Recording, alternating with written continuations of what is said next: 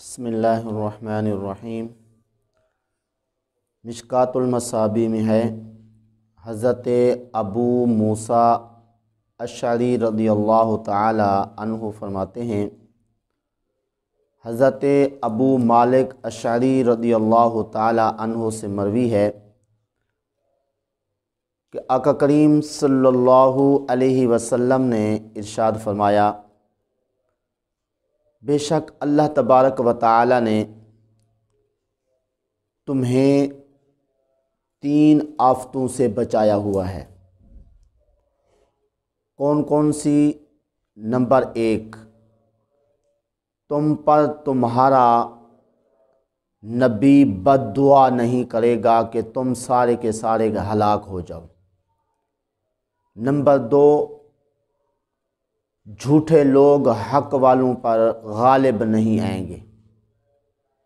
Number 3، تم گمراہی پر سارے کے سارے جمع نہیں ہوو گے۔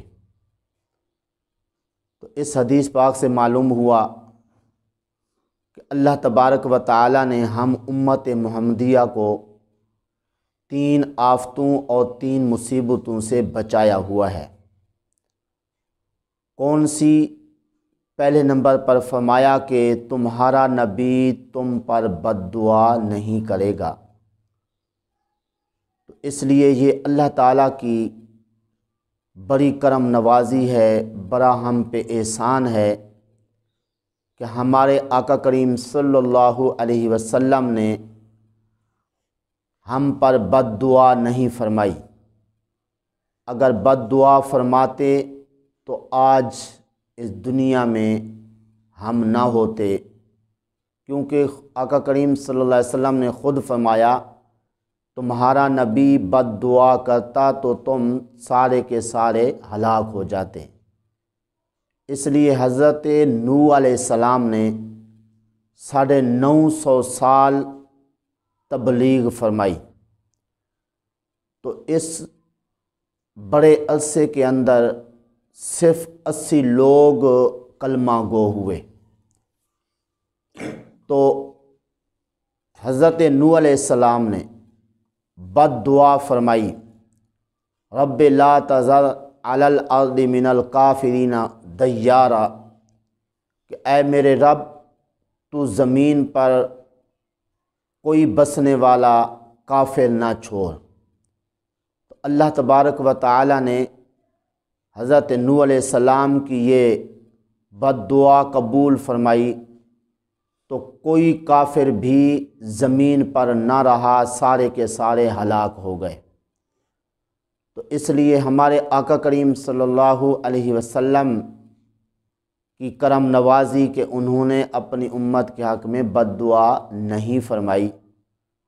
اسی طرح حضرت موسیٰ علی نبینا علیہ الصلاۃ والسلام نے اللہ تعالیٰ کی بارگاہ میں عرض کی تھی، ربنا طمس علی اموالہم واشدد علی قلوبہم، اے اللہ ان فرعونیوں کے مال کو برباد کر دے اور ان کے دلوں کو سخت کر دے۔ چنانچہ حضرت موسیٰ علیہ السلام کی یہ بد دعا قبول ہوئی۔ فرعونی جو بڑے مالدار تھے، درہم و دینار کے مالک تھے، حضرت موسیٰ علیہ السلام کی اس دعا کے بعد ان کے دینار اور درہم سارے پتھر بن گئے، اور اسی طرح ان کے دل سخت ہو گئے۔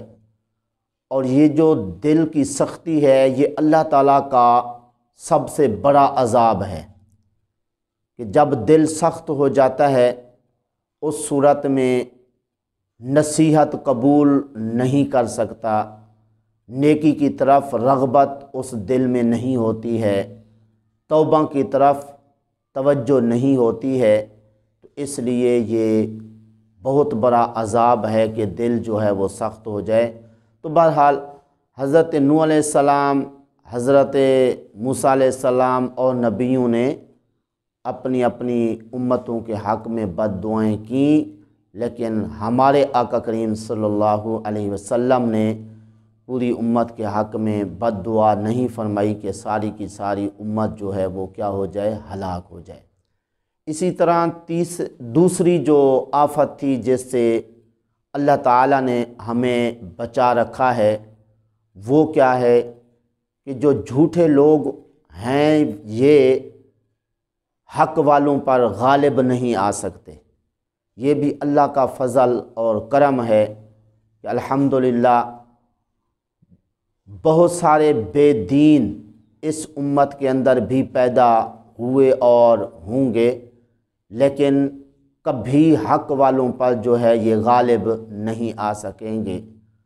آپ دیکھتے ہیں آج کل کے دور میں ختم نبوت کے قانون کو توڑا گیا اور ایک ہی اللہ تعالیٰ کا محبوب بندہ جس نے پوری دنیا والوں کو للکارا، جبکہ آج ہم ہیں اپنے گھر میں سچ حق نہیں کہہ سکتے، پہلے بڑا سوچ و بچار کرتے ہیں۔ تو الحمدللہ اللہ کے فضل کرم سے استاذ العلماء حضرت علامہ خادم حسین رضوی علیہ رحمت نے کتنا بڑا قدم اٹھایا، پوری دنیا والوں کو للکارا، اور اللہ نے پھر عزت کتنی بخشی وہ آپ کے سامنے ہے جنازے کی صورت میں۔ تو بہرحال جو جھوٹے لوگ ہوتے ہیں وہ کبھی حق والوں پر غالب نہیں آ سکتے۔ اور تیسری بات اور تیسری آفت جس سے اللہ تعالیٰ نے ہمیں بچا رکھا ہے وہ یہ ہے کہ ساری کی ساری امت گمراہ نہیں ہوگی۔ آقا کریم صلی اللہ علیہ وسلم نے فرمایا پہلی امتوں کے اندر لوگ گمراہ ہوتے، ساری کی ساری امتیں گمراہ ہو جاتی تھیں، لیکن میری امت پوری کی پوری گمراہ نہیں ہوگی۔ جی اگر کئی فرقے ہوں گے تو ایک فرقہ ضرور حق پر ہوگا، اس لیے فرمایا کہ میری امت کے 73 فرقے ہوں گے، 72 دوست کی، ایک جو ہے وہ جنتی ہوگا۔ تو ظاہر ایک جنتی حق پر ہوگا، جی گمراہی پر نہیں ہوگا تو وہ جنت میں جائے گا۔